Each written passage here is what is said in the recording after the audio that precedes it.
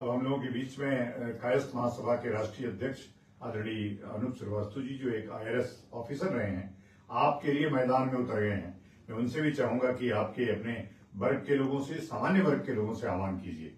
श्रीवास्तव जी। जय श्री राम। साथियों,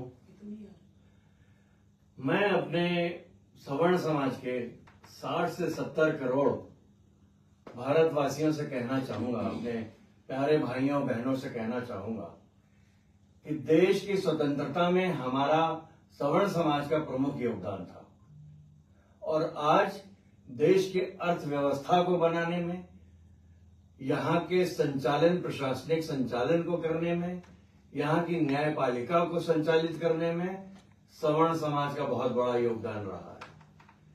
यहाँ तक कि हमारी फसल, हमारी जितनी भी हमारी योजनाएं चलती हैं, वो सारी सवर्ण समाज बना के उसको धरातल पर लागू करता है।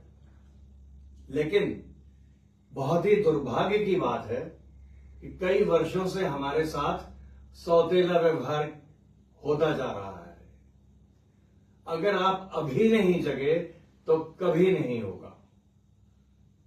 इसलिए मेरा निवेदन है, अभी नहीं तो कभी नहीं, आप जागो, सड़क पे आओ, संसद तक आओ, दिल्ली आओ, 8 मार्च को दिल्ली आओ और जहां भी आप हो सबको निकालो।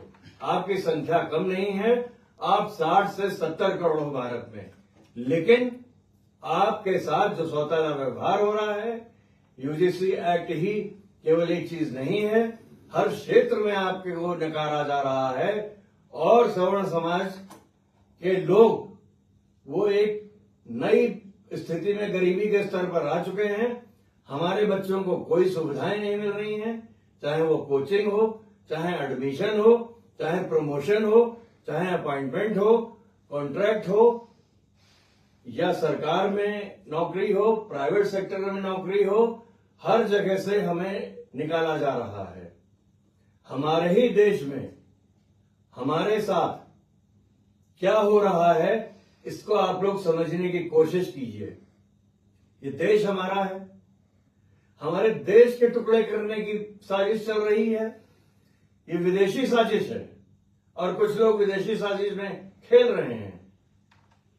तो हम भारतीय खंड खंड करके अखंड भारत बनाना चाहते हैं। ये लोग, कितनी शर्मनाक बात है कि जो सनातन को, जो हिंदू राष्ट्र की परिकल्पना करते थे, अखंड हिंदू राष्ट्र की बात करते थे, वो हिंदू समाज को बांट रहे हैं। तो ये विदेशी जो राजनीति हमारे देश के में चल रही है, जो विदेशी ताकतें और जो कुछ बड़े इंडस्ट्रियलिस्ट ऐसी स्थिति पैदा कर रहे हैं अपने हितों के लिए, हमें भारतवासियों को, सवर्ण समाज को खड़े होना है, लड़ना है और अपनी जो जागरूकता है उसको कायम करके भारत में अपने वर्चस्व को वापस उसी स्थान पर पहुंचाना है। और 8 मार्च को जहां भी आप हैं, सबको संदेश दीजिए कि 60 करोड़ जो लोग हैं भारतीय, सब दिल्ली पहुंचे। बहुत बहुत धन्यवाद। नमस्कार।